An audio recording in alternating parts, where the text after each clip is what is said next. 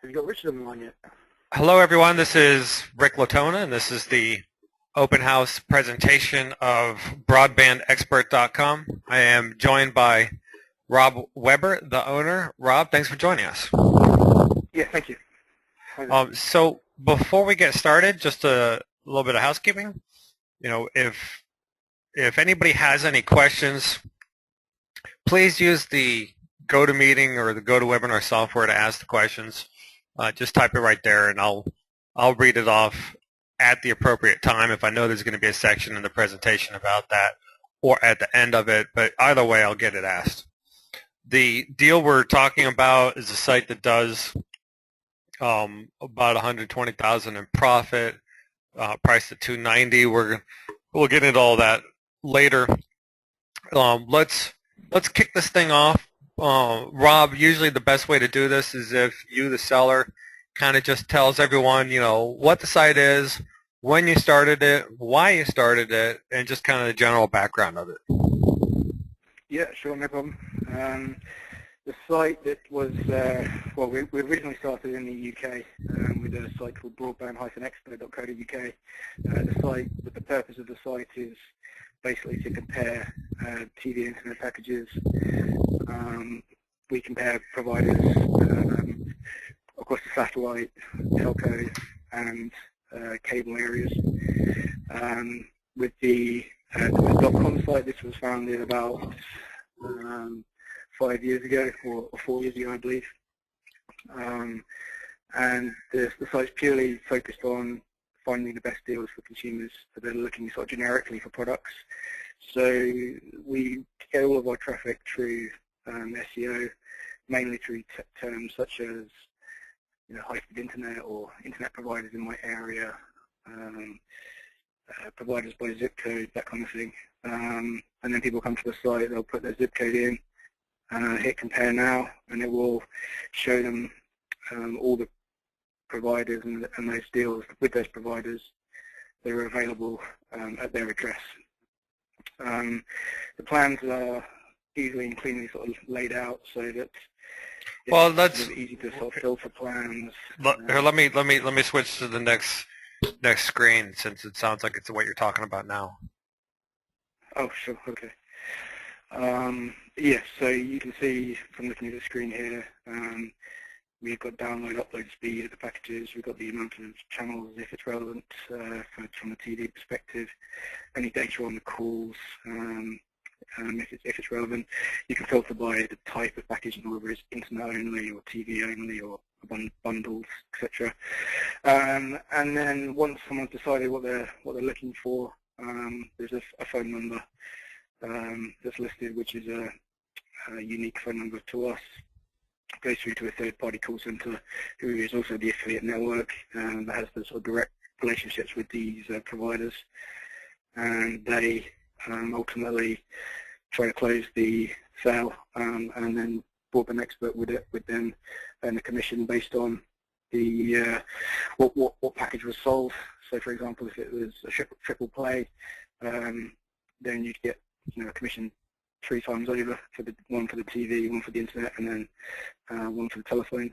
And then reporting is sent to us on a daily basis, so we can see obviously how things are going. But the site was ultimately set up where once it's up and running, there's not a lot of maintenance really that's involved in keeping this going. So it's everything's sort of dealt with by third-party call center, all the customer calls, etc. Okay, and here's the next screenshot that we have, the expert reviews. Who writes those?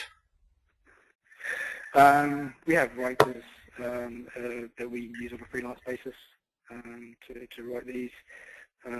We kept this to, I think, just 6 reviews at this point, but you could expand this out into other areas of tech, or if you wish. I mean, obviously there's loads of sites on the internet that do reviews around tech products, etc.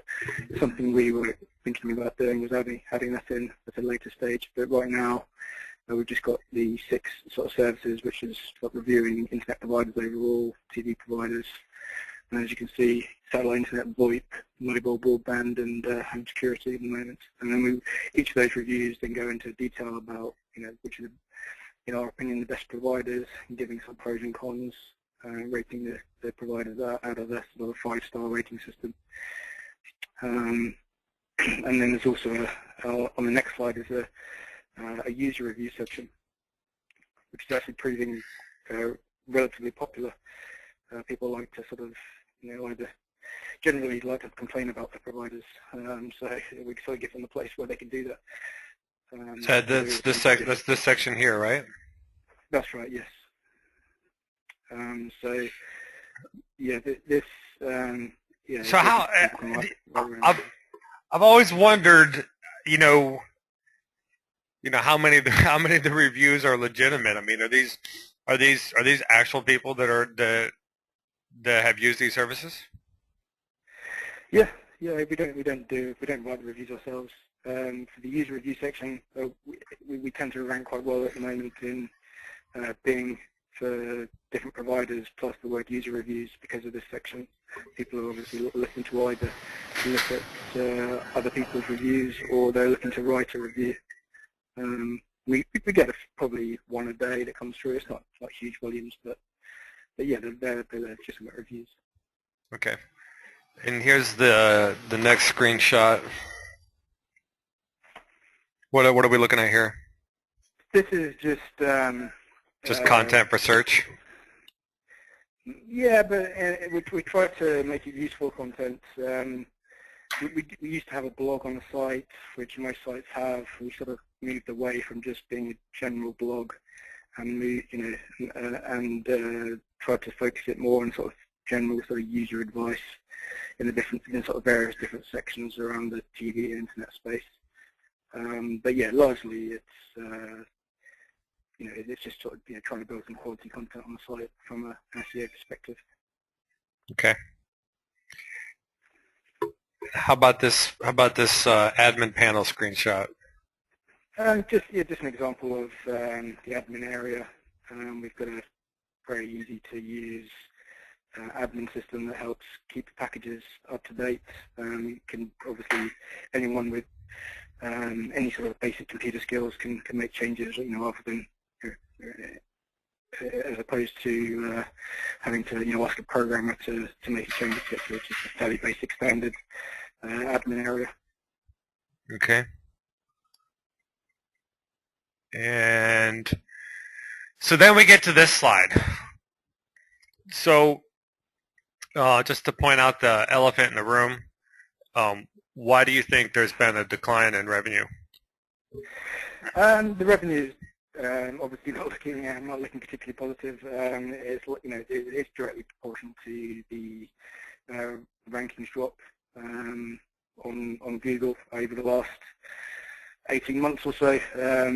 The various different algorithm changes have negatively affected the site. Whether that be Penguin, Panda. The site also had a manual penalty, which we managed to remove probably about seven months ago. So the site's kind of, to be honest, been a little bit neglected. We've had loads of other priorities, and this site, because of the sort of decreasing revenue, etc., hasn't been given the priority that it deserves, really. The site had been redesigned as well in August, so we managed to, we believe, remove some of the issues around Panda. So we fixed some of the content, fixed some of the problems in the site, completely rebuilt the site from scratch. The manual penalty, as I say, was removed with some hard work going through all the links and disavowing, etc., contacting sites to get links removed. And it started to show some recovery really since the start of the year. So yeah, it's been a quite painful process, as you can see. In its peak, the site was earning almost $50,000 in revenue a month, and now it's down to the level of more like 5 or 6. And there was a fairly constant decline up until the end of last year. as I say, that's a combination of neglect from our part and the various penalties, etc. We've had to sort of shift our focus as a business to other more profitable areas. So a lot of our buyers are SEO turnaround specialists. I mean, that's what they do. You know, so sure. any information you can provide on why those penalties were created, just let's all shoot straight. Where did you have paid links? I mean, because we've all done it at one point or another. Or did you have any doorway pages? What we did was we used guest posting to the extreme, and you know that approach worked extremely well for us for years. We were kind of doing guest posting before it became mainstream, and now it's come to a point where obviously that kind of approach doesn't work, gets penalised. There was a lot of links coming into the site that were keyword rich. You know, so for example, a lot of our links would say high-speed internet or internet providers in my area. You know, the keywords we were targeting. All the sort of traditional stuff that used to work really well. I mean, our rankings were extremely good. We've operated 5 or 6 websites that we've managed to get, you know, #1 in Google for you know, for a number of years on very, very important terms like, you know, high-speed internet, for example, or in the UK we've been top for mobile broadband. In Australia we've been top for broadband. You know, there's some big achievements that we made on that front, but everything changed, as everyone knows probably on the call. Everything changed at Google about 18 months ago, and those things that were previously working for us really well no longer work.